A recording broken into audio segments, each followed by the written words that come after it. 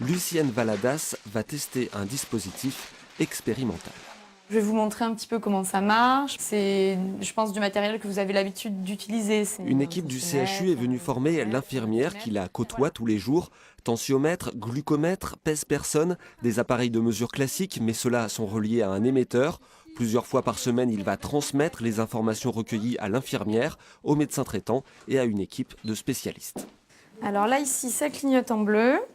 Ça veut dire que c'est en train de l'envoyer ici. D'accord. Donc là, c'est que vous avez bien pris la mesure. Oh, ça ne me perturbe pas, moi. Vous savez, pour me perturber, moi, maintenant. Je sais pas, mais ça rassure, ça. Voilà. On va au domicile de Madame Valadas déjà 2 fois par jour. Donc pour nous, ça ne va pas augmenter nos passages ni notre façon de travailler. C'est juste être rigoureux peut-être dans la transmission des données, bien tenir un dossier, puis ça devrait bien se passer.